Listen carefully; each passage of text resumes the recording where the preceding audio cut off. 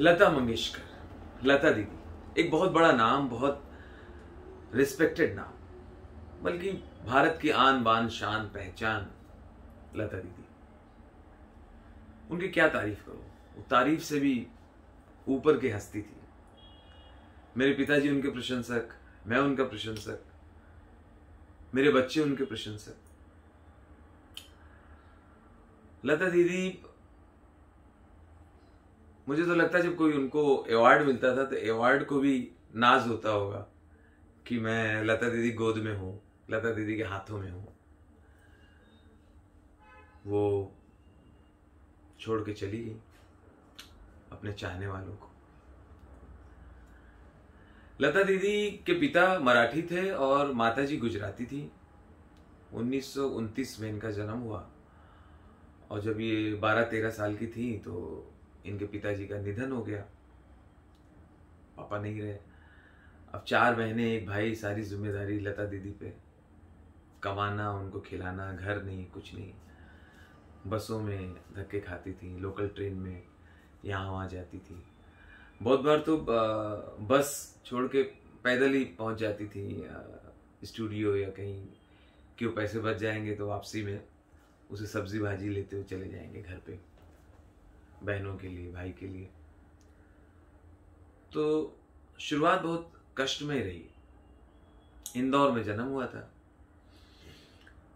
शुरू में किसी संगीतकार के पास जाती थी तो वो रिजेक्ट कर देते थे कि आवाज बहुत पतली है, हीरोइन पे नहीं बैठेगी।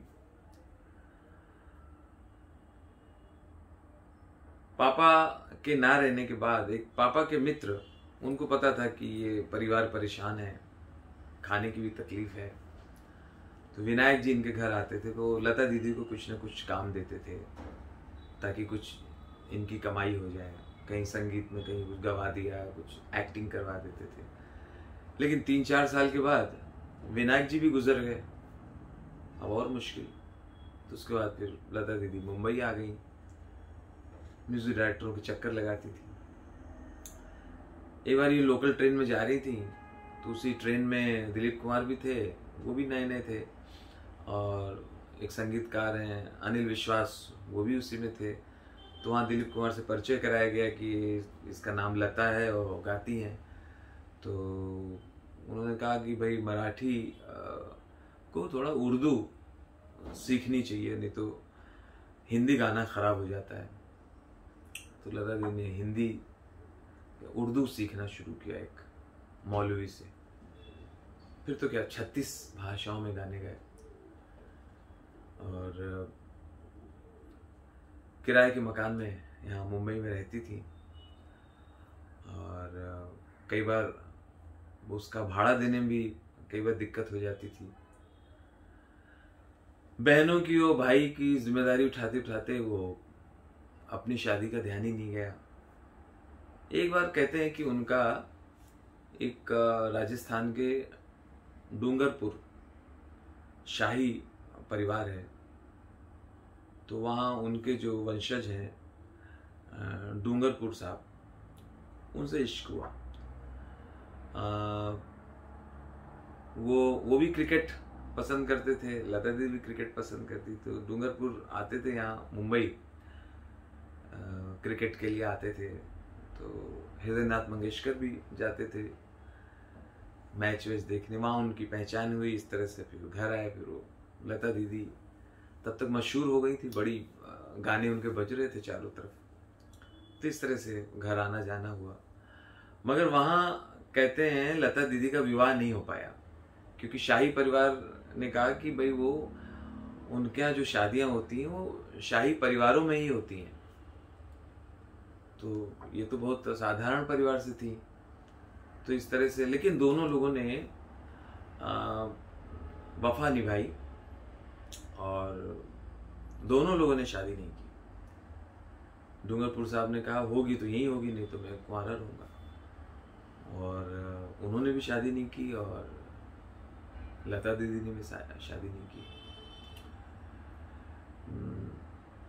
बहुत सारे उनके किस्से हैं। एक है कि वो महबूब खान साहब, जिनका महबूब स्टूडियो भी है, वो एक बार बीमार पड़े, उनका कुछ हार्ट सर्जरी वगैरह हुई यूएसए में, वो लता दीदी के इतने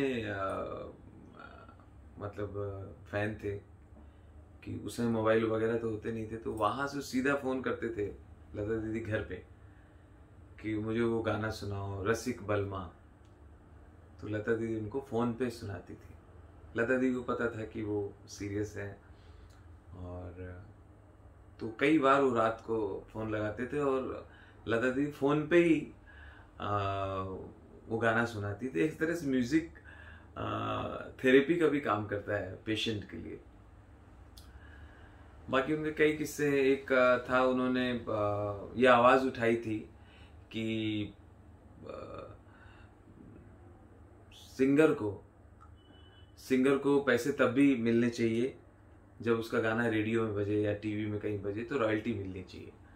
तो उसमें रफ़ी साहब का कहना था नहीं, वो तो प्रोड्यूसर का गाना हो गया, तो जो मिले उसको मिले। तिनका कहना था नहीं, आवाज़ हमारी है, बार बार रेडियो पे बजाई जाती है, तो उसका एक हिस्सा हमें भी मिलना चाहिए। तो वो उसकी वजह से आज तमाम मतलब सिंगर्स को रॉयल्टी मिलती है, लाखों में करोड़ों में। ये भी उन्होंने शुरू किया। एक बार फिल्म फेयर अवार्ड नाइट में इनसे शंकर जयकिशन ने गाने के लिए कहा, तो इन्होंने कहा कि नहीं, ये जो अवार्ड मिल रहा है ये तो आपको मिल रहा है, संगीतकार को मिल रहा है, सिंगर को तो मिल नहीं रहा है। उस जमाने में फिल्म फेयर अवार्ड या किसी अवार्ड में सिंगर के अवार्ड की कोई कैटेगरी नहीं थी, सिंगर को अवार्ड नहीं दिया जाता था। जो अवार्ड मिलता था वो सीधा म्यूजिक डायरेक्टर को मिलता था।